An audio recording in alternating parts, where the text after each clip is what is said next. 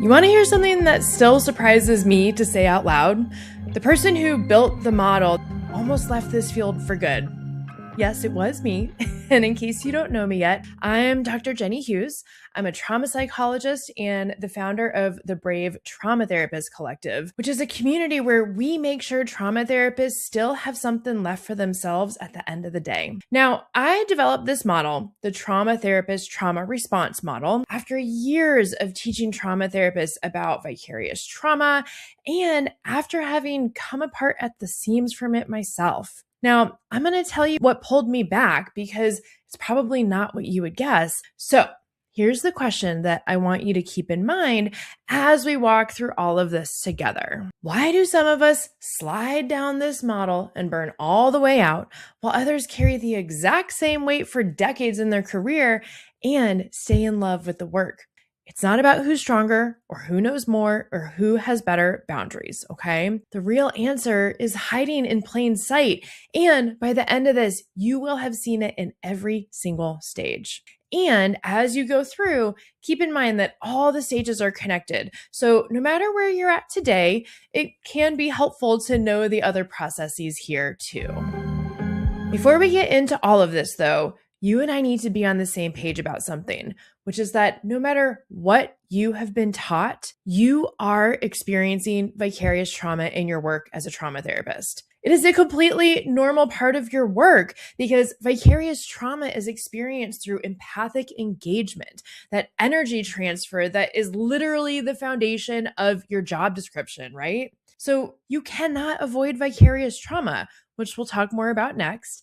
And that's actually a good thing because being open to vicarious trauma leaves you open to vicarious resilience too, which we're going to get into a bit later. Now that we're speaking the same language about vicarious trauma, when we don't have the support and the resources that we need and deserve to wring out our vicarious trauma sponge, all the stuff that we naturally soak up in this work, right? Vicarious trauma is going to inevitably slide into the harder stuff, which is the compassion fatigue, secondary traumatic stress, and burnout.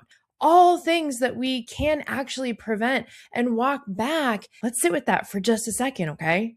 Your results have almost nothing to do with how strong you are, and almost everything to do with how supported and resourced you have been. That's the answer to the question that I asked at the beginning about how can some trauma therapists keep genuinely loving this work for decades and decades while others leave the field in a few years after licensure. And you'll see how support and resources are going to show up at every single stage in this model, okay? And one more thing before we get into all of this. I know the model is shown in one straight line, but just like most things in psychology, it is not a linear process. We bob and weave all around this continuum all throughout our careers for so many different reasons. The only thing we know for certain is that vicarious trauma comes first, okay? So wherever you are today is today's read. It can and does change, and the rest of this video is about how. So let's start where everyone starts, with vicarious trauma. This term was actually first coined back in 1990 to name what empathic engagement does to us over time, which is to shift and change our worldview. Here's how I like to explain it. You know how when you're scrolling and all you see is the polished, filtered, picture-perfect things that someone wanted you to see? Well, experiencing vicarious trauma is like getting handed the uncropped original with everything people work so hard to keep out of the frame. That's the change in worldview. And once you've seen that original picture, you can't unsee it. It's the shift that happens to us as trauma therapists because we support people through the most difficult experiences in their lives. That's why they're coming to you. And once you know about all that stuff and hear all those stories, you can't unknow it. You can't unknow those things about people in the world.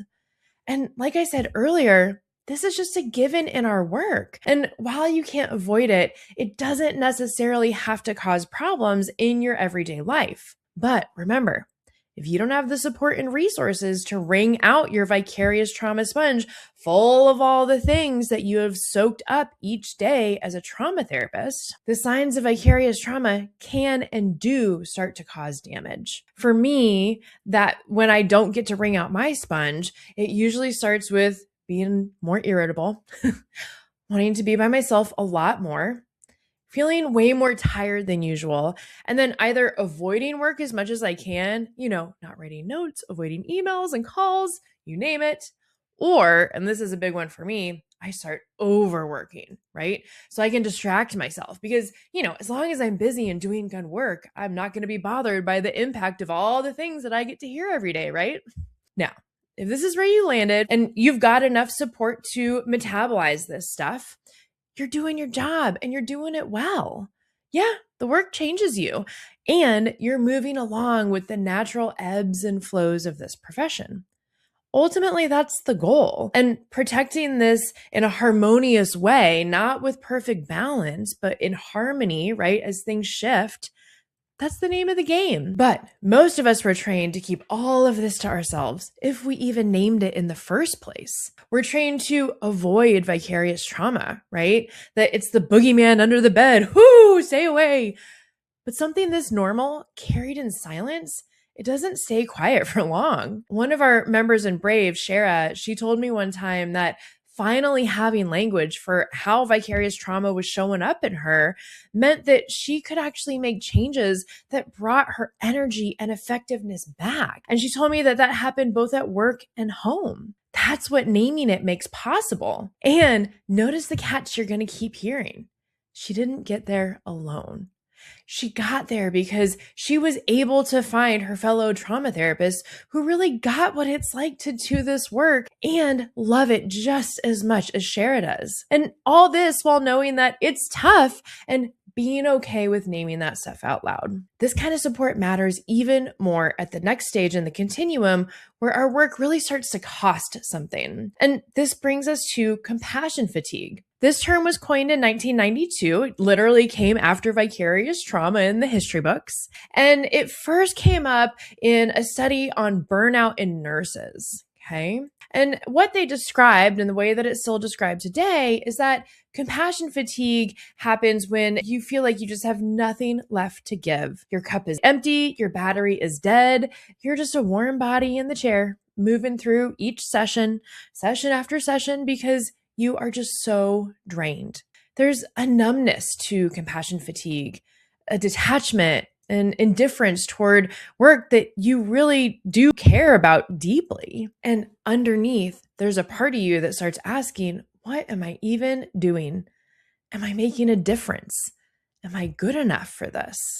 If that voice sounds familiar, here's what I've watched happen more times than I can count. That voice loses almost all of its power the second that you hear another trauma therapist describe the exact same stuff, probably word for word. A Brave member named Sam told me that just being around other therapists who name their own fatigue out loud made his own moments feel so normal. And that's what finally helped him know what to do with them. Now, that is not a coincidence.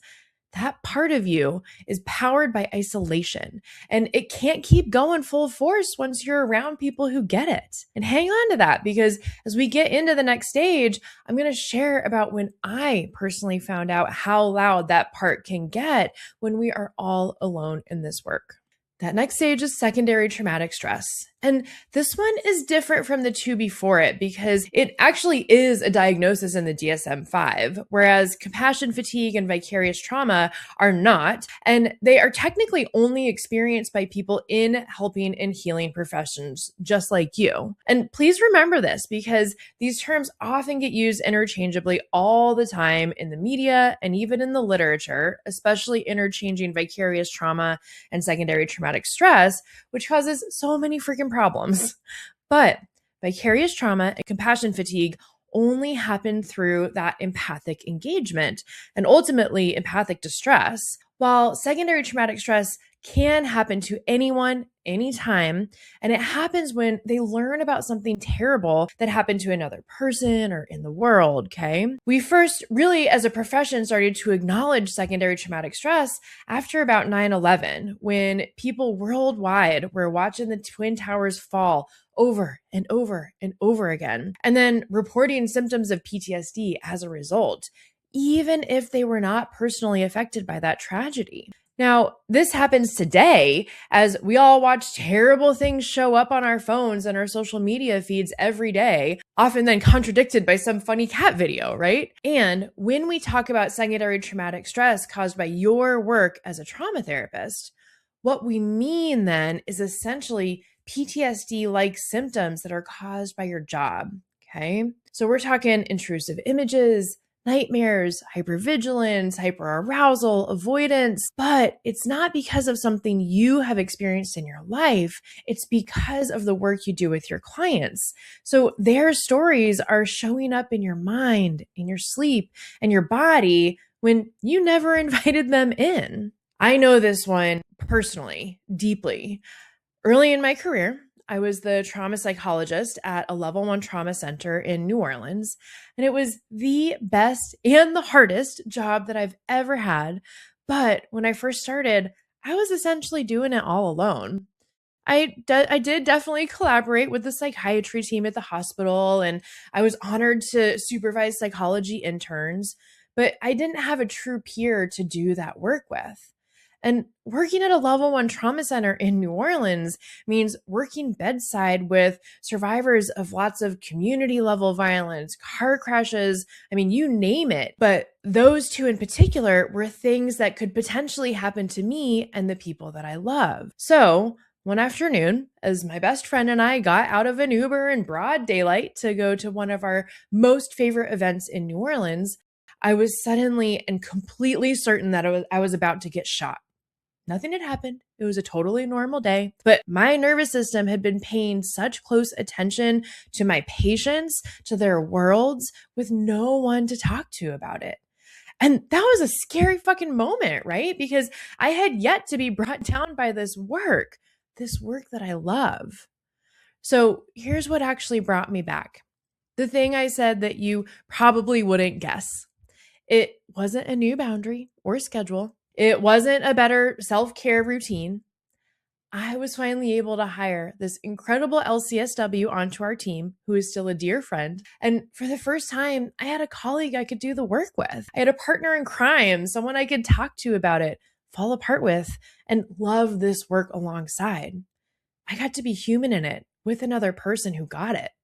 That was the turn. Everything I built later at the hospital, and eventually Brave, unbeknownst to me at the time, started in that exact relief with her, which is the whole point of the next stage, the one we're all most afraid of, which is burnout. The hallmark of burnout is depersonalization, and burnout can happen to anyone in any profession, right? And when you are feeling this depersonalization as a trauma therapist, it means you don't really know who you are anymore. You don't know what the purpose of all this work is. What's the point? You can't celebrate a single thing. You can't even register a win when it's sitting right in front of you in the clients that you serve.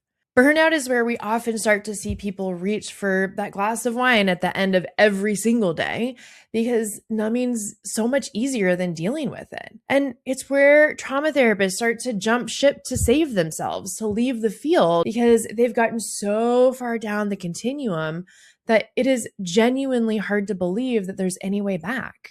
And here, I want to say two true things at one time, and I mean both of them. It's okay to leave the field. There's no shame in choosing yourself ever. And the single biggest risk factor for burnout is isolation. And that's what the literature tells us. So if this is where you landed, the most important move is not a big dramatic decision about your career right now. It's making one connection with one person who gets it. Okay. Please don't make the leave or stay call from the bottom of the tank. And please don't make it alone. Andrea, who has been in Brave from the beginning, put words to why this works. She said to me, getting support from people who can relate is what keeps her from burning out, what lets her feel heard, and what gives her somewhere safe to bring her own feelings. That's the antidote. Okay. And while it's embarrassingly simple, reaching out to other people and other trauma therapists can be really scary and it's vulnerable because you are the helper, right? You and I have been taught implicitly and explicitly that we should have all our shit figured out and not be affected by this work. But that is bullshit, right? And listen, if everything so far has felt a little too familiar, You don't have to wait for the end of this video to do something about it, okay? The bravest thing, and honestly the simplest, is to stop being the only one holding this.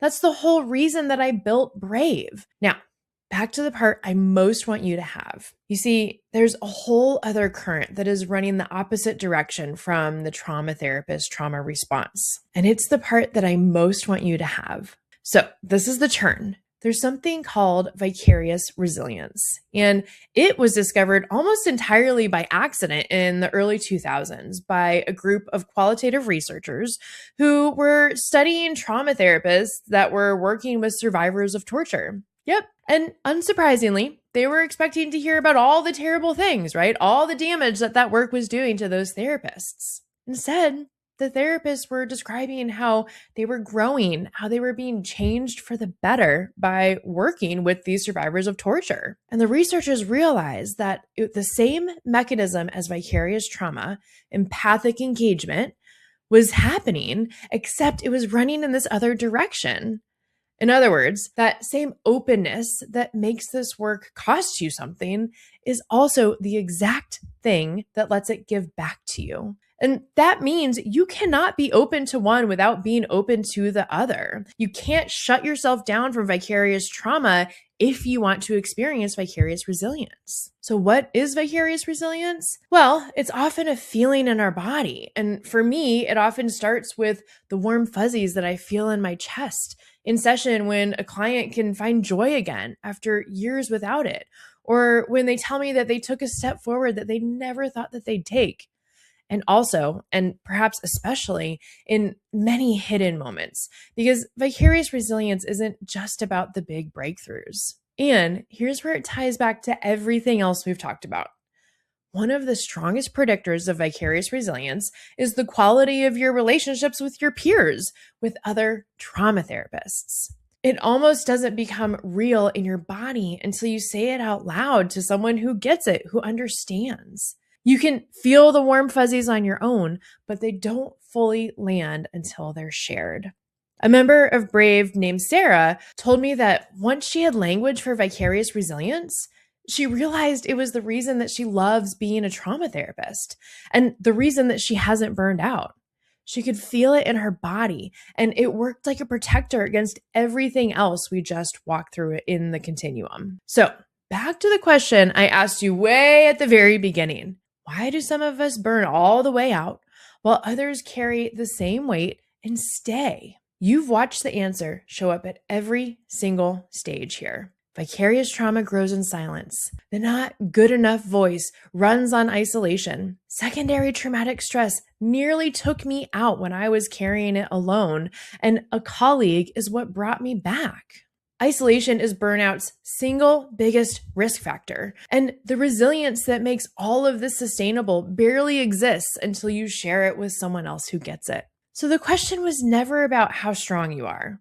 It's about whether you're doing this work alone. That's the entire reason the Brave Trauma Therapist Collective exists. It's the place that I wish I'd had when I was falling apart at that trauma center, and at so many other points in my career too, by the way.